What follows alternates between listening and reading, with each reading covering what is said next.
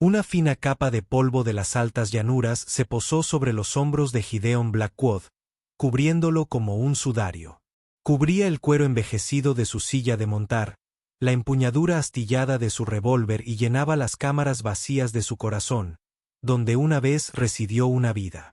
No se dirigía a un hogar, sino a un monumento de madera, una estructura construida a partir de la memoria que ahora se alzaba como testimonio de su dolor. Tras él, en una desgastada carreta, se encontraba el resultado viviente de su insensatez.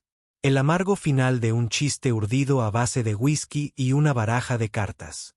No había entrado en el bar del polvoriento pueblo de la Redención con la intención de apostar, sino con la desesperada necesidad de olvidar.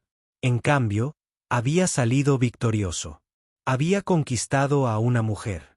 El sonido de la risa de los otros hombres, tan aguda y quebradiza como un hueso desteñido por el sol, seguía siendo un eco persistente en su mente.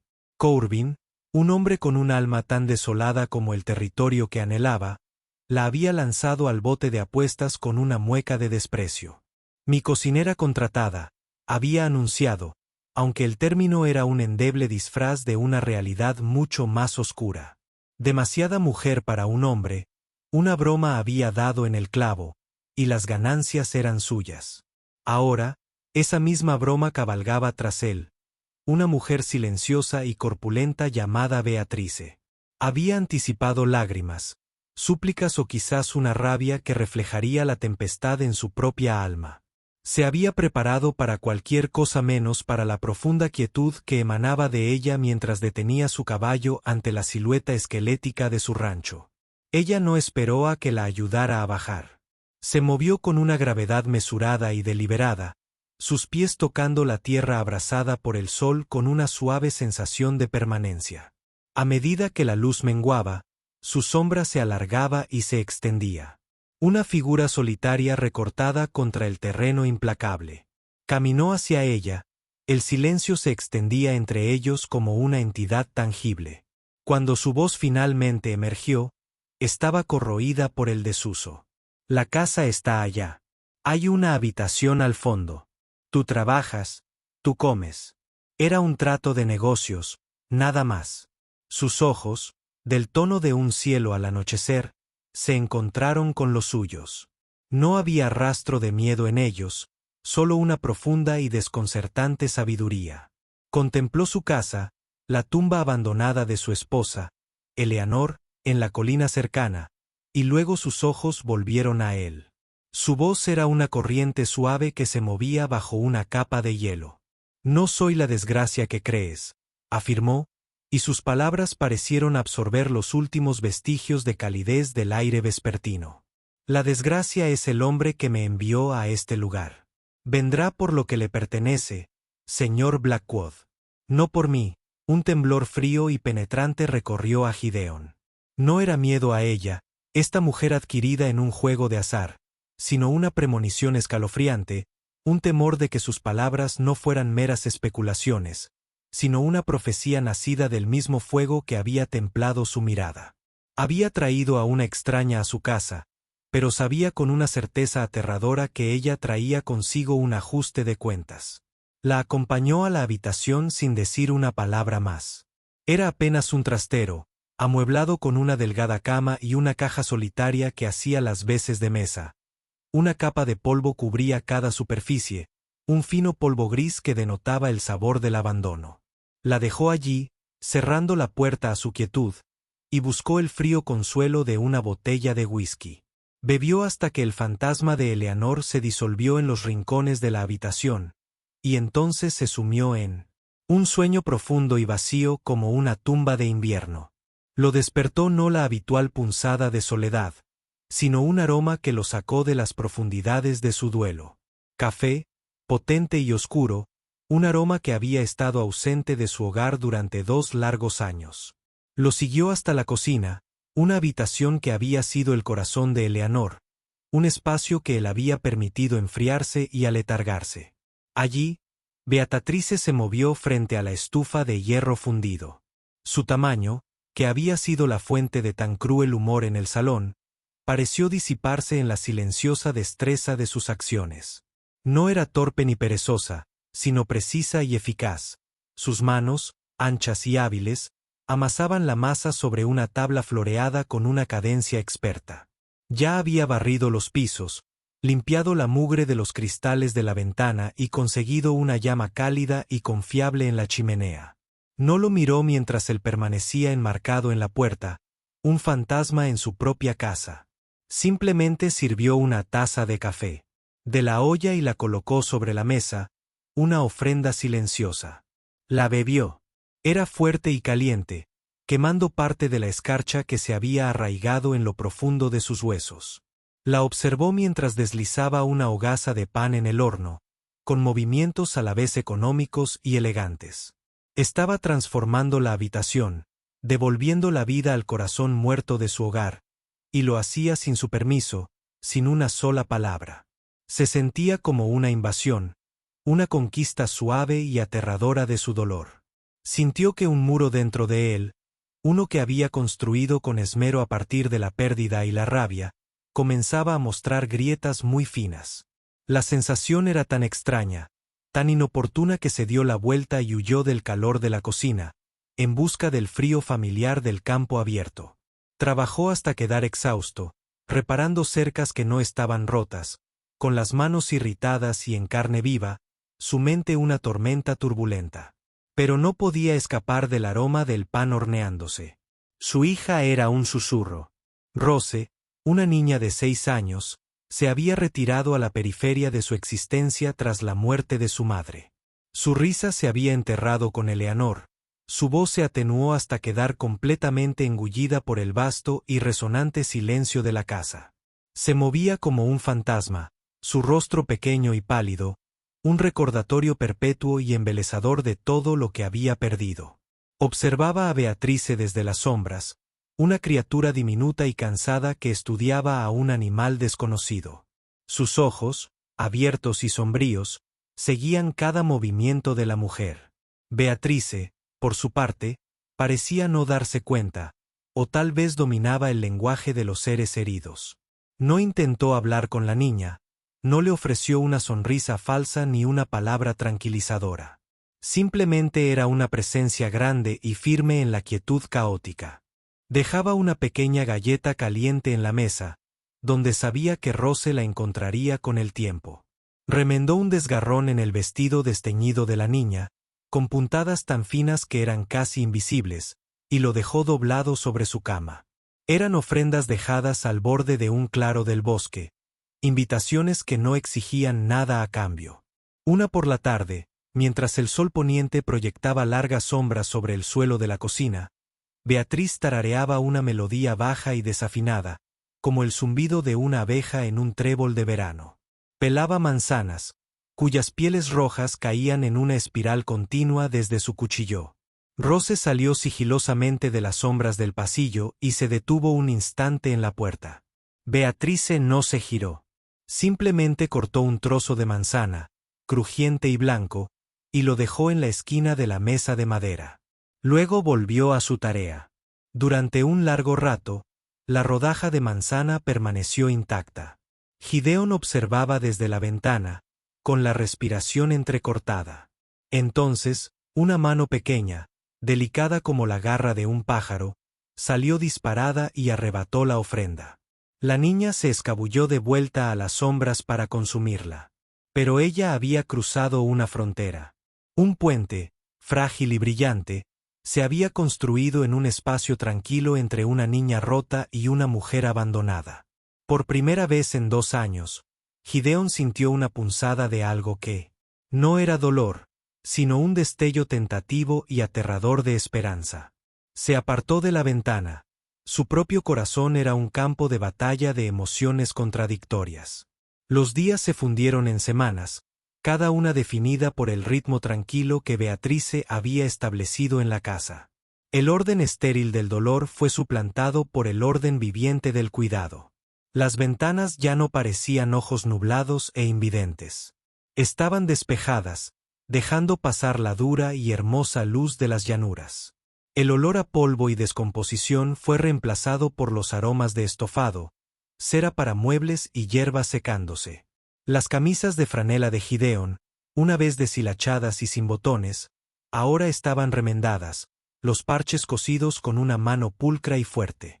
Descubrió una gruesa manta de lana, una de Elanor, lavada y doblada a los pies de su cama. El gesto fue tan íntimo, tan presuntuoso que lo llenó de rabia. La arrojó al suelo.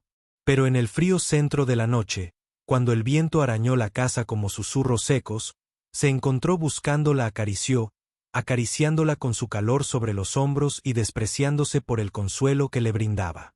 Beatrice había reclamado la pequeña parcela de tierra detrás de la casa a la que Eleanor se refería como su jardín. Con una pala y una determinación implacable, abría la tierra dura e inflexible. Trabajó desde el amanecer hasta el atardecer, su gran figura inclinada sobre la tierra, sus manos arrancando brotes verdes de la tierra. Hablaba a las plántulas en un murmullo bajo, un lenguaje de aliento que Gideon no podía entender.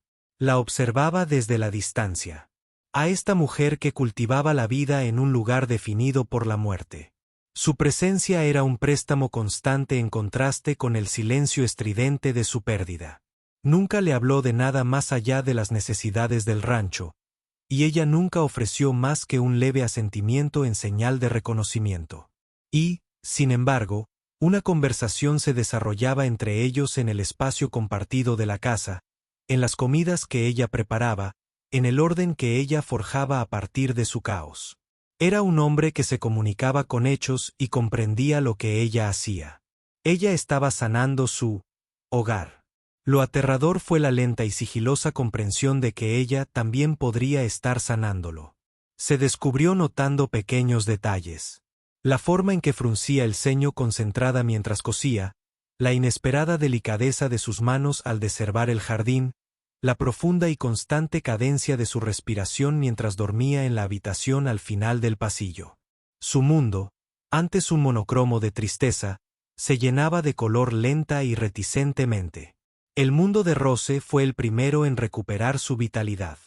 El susurro que una vez dirigió a las tablas del suelo y los mohús de polvo en los rayos de sol encontraron ahora un nuevo destino.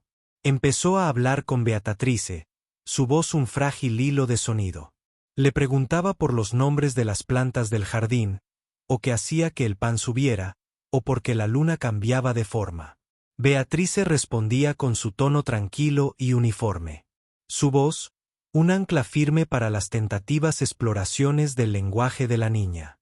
La casa, antes una tumba, ahora albergaba los pequeños y brillantes sonidos de las preguntas de una niña y las pacientes respuestas de una mujer. Gideon seguía siendo la nube de tormenta en el horizonte de su pequeño mundo soleado. Era una presencia de silencio melancólico, una figura de autoridad y tristeza que se elevaba con cautela. Una noche, los tres estaban reunidos en la sala principal. Un fuego crepitaba en la chimenea, una mecha contra el frío inminente de la noche de la llanura. Beatriz tejía, sus agujas tintineaban con un suave ritmo metálico. Gideon limpiaba su rifle, el aroma a aceite y acero impregnaba el aire. Rose estaba sentada en el suelo con un trozo de carbón y una hoja de papel marrón, completamente absorta en su tarea. Tras un largo silencio, se levantó y se acercó a Beatriz, extendiéndole el papel. En él había 3 figuras. Una era un sol grande, redondo y sonriente que irradiaba líneas brillantes y alegres. Junto a él, una pequeña y sencilla flor con la cara vuelta hacia el sol. En el reverso de la página, separada de las demás, había una forma oscura e irregular, una nube de tormenta que escupía líneas garabateadas de lluvia. Rose señaló el sol. «Ese eres tú», dijo. Le dijo a Beatrice con voz clara y segura. Señaló la flor. «Soy yo». Entonces, su dedo meñique se movió hacia la forma oscura. No miró a Beatrice, sino a su padre, al otro lado de la habitación. En la habitación silenciosa e iluminada por el fuego, su pregunta cayó como una piedra. ¿Por qué papá es una nube de tormenta? Beatrice dejó de tejer. Las manos de Gideon se congelaron sobre su rifle. La percepción simple y devastadoramente precisa que la niña tenía de él, expresada con tanta inocencia, lo desnudó. No era una acusación, sino la constatación de un hecho. Él era la tormenta. Él era la oscuridad en su propio hogar, en la vida de su propia hija. Sintió que no podía respirar. Sin decir palabra, se levantó, volvió a colocar el rifle en su soporte y salió a la noche fría y oscura, con la inocente pregunta persiguiéndolo hacia el vasto e implacable vacío. El invierno llegó rápido y duro, un viento gélido que bajaba de las montañas, trayendo la promesa de nieve. Con él llegó la fiebre. Se extendió por las dispersas granjas del valle como un ladrón fantasma, robando el aliento a jóvenes y ancianos. Gideón sintió un terror familiar, una serpiente fría enroscándose en sus entrañas. Era una fiebre igual a esta la que se había llevado a Eleanor, su vida consumiéndose en cuestión de días, dejándolo solo con cenizas y un niño silencioso. Cuando Rose tosió, un sonido seco y estertoroso que resonó con la tos que jamás podría olvidar. La serpiente en su estómago se aferró con más fuerza. Al anochecer, ella ardía. Su piel estaba caliente al tacto, su respiración superficial y rápida. El pánico, frío y absoluto, se apoderó de Gideón. Se quedó congelado en el tiempo, reviviendo el horror impotente de ver a su esposa desvanecerse. El médico estaba redimido, a un día entero de viaje, y el cielo ya era de un gris amoratado y pesado, escupiendo las primeras bolas de nieve dura. Estaba paralizado, una nube de tormenta incapaz de hacer nada más que llover su propio miedo. Fue Beatrice quien actuó. Tocó la frente de Rose con una mano sorprendentemente fría y firme. «Trae más leña para el fuego», dijo ella, con su voz cortando su pánico. «Y tráeme nieve. Un cubo limpio». Su orden fue tan directa, tan segura, que él obedeció sin pensarlo 2 veces. Mientras él no estaba, le quitó a la niña su camisón empapado en sudor y comenzó a lavarle la frente y las extremidades con agua fría. Lo envió a la despensa por la hierba que había cosechado, corteza de sauce seca y milenrama. Preparó un té amargo, obligándolo a entrar suavemente en los labios agrietados de Rose. La ventisca golpeó con la fuerza de un golpe físico, silbando en los rincones de la pequeña casa, amontonando montones de nieve contra las puertas y ventanas. Estaban atrapados, una isla en un mar blanco. Durante 2 días y 2 noches, Beatriz no se separó del lado de la niña. Era una montaña de determinación, su gran cuerpo un escudo contra la fiebre. Abrazó a Rose. La bañó. Le habló en un murmullo bajo y tranquilizador. Su presencia, una vigilancia constante e inquebrantable. Gideón solo podía observar a un inútil. Un fantasma aterrorizado mientras esta mujer a la que había conquistado en broma luchaba por la vida de su hija con una fuerza que jamás había conocido. En las largas y sofocantes horas de la ventisca, con el viento aullando su triste canción y la vida de su hija pendiendo de un hilo, los muros que separaban a Gideón y Beatrice finalmente se derrumbaron. Se sentaron a ambos lados de la pequeña cama de Rose, la luz parpadeante de la lámpara esculpía sus rostros en la oscuridad. El silencio ya no era un arma ni un escudo. Era un espacio compartido de miedo y agotamiento. «Se parece mucho a ella», dijo Gideón, con la voz ronca como un susurro. No tuvo que pronunciar el nombre. La presencia de Eleanor era un fantasma constante en la habitación. La fiebre, la misma. Habló entonces de su esposa, de cómo se había reído, de los planes que habían hecho, de la absoluta impotencia que sintió al verla morir. Las palabras brotaron de él, un torrente de dolor contenido durante 2 años. Beatriz escuchó, sin apartar la mirada de él, con una expresión profunda. Empatía. Cuando terminó, su confesión lo dejó vacío y en carne viva, ella habló. Su propia historia no llegó de golpe, sino en frases tranquilas y mesuradas. Habló de una vida al margen, de ser juzgada y descartada por su tamaño, del dolor constante y silencioso de ser vista como menos que humana. Habló de Corbin. No compró mi contrato de servidumbre, dijo, bajando la voz. Me ganó de mi padre, que estaba demasiado borracho y demasiado endeudado para importarle. Me veía como una propiedad, algo para usar y burlarse. Miró al niño dormido entre ellos. No solo oculta la tierra, señor Blackwood. Oculta lo que otros hombres tienen. Le gusta romper cosas.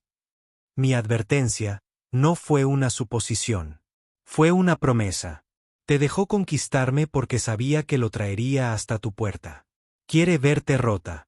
La revelación se instaló en la habitación, pesada y fría como la nieve de afuera. No eran solo un hombre, una mujer y un niño atrapados por una tormenta. Eran dos personas rotas, unidas por sus heridas compartidas y un enemigo común. En esa pequeña habitación iluminada por la luz, rodeados por la furiosa ventisca, se forjó una frágil alianza. Un vínculo creado no por amor, sino por la desesperación mutua y un respeto reticente y embellecedor. Ya no eran extraños. Eran supervivientes. La ventisca amainó a la tercera mañana. El viento amainó, dejando atrás un mundo de un blanco deslumbrante y silencioso. En la quietud, la fiebre de Rose también cesó. El calor se alejó de su piel. Su respiración se hizo más profunda y cayó en un sueño verdaderamente reparador. El alivio que invadió a Gideon fue tan inmenso que casi lo hizo caer de rodillas. Miró a Beatatrice, que se desplomó en su silla, con el rostro marcado por el agotamiento, pero la mirada despejada. No encontraba las palabras para agradecerle. La deuda que tenía era demasiado grande, demasiado profunda para expresarla con palabras sencillas. Así que simplemente asintió, un gesto que cargaba con el peso de todo lo que no podía expresar. Una frágil paz se apoderó del rancho en los días siguientes. El mundo exterior estaba silencioso y limpio, y por primera vez, el mundo interior se sentía igual. Rose se recuperó rápidamente. Su recuperación trajo una luz y una risa a la casa que Gideon creía extinguida para siempre. Seguía a Beatrice a todas partes, una pequeña sombra devota. Pero la paz era algo prestado, una breve calma antes de la inevitable tormenta. Tal como Beatrice había profetizado, Corbin llegó. Llegó una semana después del Thor con 2 hombres a sueldo a sus espaldas, sus caballos pisoteando la nieve derretida. No parecía un hombre que viniera a reclamar una deuda. Parecía un buitre que acechaba a su presa. Desmontó, con una sonrisa cruel torciendo sus labios mientras contemplaba la vista del rancho. Vio ventanas limpias, la brizna de humo de la chimenea, la evidencia de un hogar que había vuelto a la vida. Sus ojos se posaron en Beatatrice, de pie en el porche con Rose medio escondida tras las faldas. Bueno, Blackwood, se burló Corbin, recorriendo a Beatrice con la mirada con desprecio. Veo que te quedaste con el premio, engordándola para el invierno. Las palabras pretendían herir, humillar. 2 años atrás, Gideon habría respondido con el lenguaje frío y duro de sus puños o su pistola. Habría respondido a la fealdad con mayor violencia. Pero no era el mismo hombre. La tormenta en su interior finalmente había pasado. Miró más allá del rostro burlón de Corbin. Observó a Beatatrice, su postura estoica y digna, con las manos apoyadas protectoramente sobre los hombros de Rose. No vio el remate de un chiste, sino a la mujer que se había enfrentado a la muerte para salvar a su hija. Vio la fuerza silenciosa que había reconstruido su hogar y su corazón de los escombros de su dolor. Vio al hijo que había hecho florecer de nuevo su pequeña flor. Vio a su familia. Dio un paso adelante, colocándose ligeramente frente a Beatrix y se levantó, un simple acto declaratorio de protección. No buscó el arma que llevaba en la cadera. Su fuerza ya no residía en el frío acero que portaba, sino en la calidez que había reavivado en su interior. Su voz, al hablar, era tranquila, carente de ira, pero llena de una determinación inquebrantable y absoluta, más intimidante que cualquier amenaza. Este es mi hogar, dijo, con la mirada fija en Corbin. Luego hizo un ligero gesto con la cabeza hacia Beatrice y la niña que tenía detrás. Esta es mi familia. Las palabras eran sencillas, pero eran un juramento, una declaración pública que redibujaba las fronteras de su mundo. «Dejarás esta tierra ahora». Corbin se sintió desconcertado. Había esperado rabia, una pelea, una explosión satisfactoria del hombre destrozado al que había llegado a arruinar. No sabía cómo combatir esta tranquila y sólida certeza. «Tengo la escritura, Blackwood», bramó Corbin, sacando un trozo de papel de su abrigo. «Tu deuda está pagada con esta tierra. Ese papel es una mentira, y tú eres un cobarde», afirmó Gideon, con palabras rotundas y ciertas.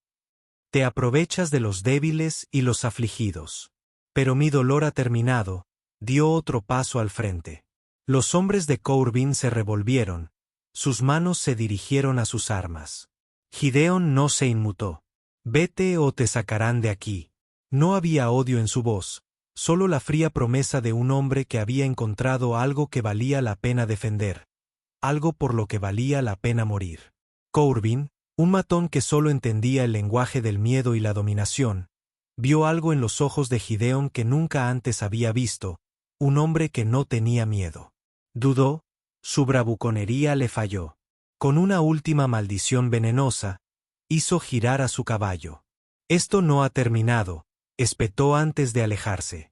Sus hombres lo seguían como perros derrotados. Gideon se mantuvo firme hasta que no fueron más que pequeñas motas en el horizonte. La victoria fue silenciosa pero absoluta. Esa noche, el mundo se sintió nuevo. El sol poniente teñía las llanuras nevadas de tonos rosados y dorados. El aire de la casa era cálido, impregnado del aroma a pollo asado y el persistente aroma a humo de leña. Comieron en un silencio reconfortante, un nuevo idioma que habían aprendido juntos. El silencio ya no se refería a lo roto, sino a lo que se estaba construyendo. Rose, cansada del día, se durmió con la cabeza en el regazo de Beatrix, mientras su pequeño pecho subía y bajaba a un ritmo apacible. Beatrice acariciaba el cabello de la niña con una mano inmensamente delicada. Gideon los observaba, con el corazón lleno de un sentimiento tan intenso que casi le dolía. La casa ya no era una tumba. Era un santuario. El fuego de la chimenea ardía con fuerza, y por primera vez se correspondía con el fuego de su propia alma. Después de que Beatrice llevara a Rose a la cama, regresó a la sala principal. Se quedó de pie junto al fuego, de espaldas a él, con los hombros hundidos por la liberación de la tensión del día. Caleb se levantó de la silla y se acercó a ella. No habló. Las palabras eran insuficientes para la gratitud, el respeto, el amor naciente que sentía por esta mujer. Extendió la mano y la tomó. Su piel estaba áspera por el trabajo, pero su mano era cálida, y se acomodó en la suya como si estuviera hecha para estar allí. Ella se giró para mirarlo, su mirada crepuscular buscándolo. Él vio su pasado en ellos, el dolor y la soledad, pero también vio una increíble fortaleza. Le levantó la mano y le besó suavemente los nudillos. Fue un gesto de cariño, de reverencia. Fue una promesa. Seguía siendo un hombre de pocas palabras, pero en ese solo roce, se lo dijo todo. Le dijo que no era un premio ganado en un juego, sino un tesoro que pasaría el resto de su vida ganando. Le dijo que era hermosa. Le dijo que estaba en casa. Una lágrima trazó un camino por la mejilla de Beatrix, pero no era una lágrima de tristeza. Era el derretimiento final de un largo y amargo invierno. La primera gota de una primavera que se aproximaba. Afuera, las estrellas emergían en el vasto cielo oscuro, frías y distantes. Pero dentro de la pequeña casa en la llanura, tres almas rotas finalmente, contra todo pronóstico, se habían convertido en una constelación. Habían encontrado su calor en la oscuridad.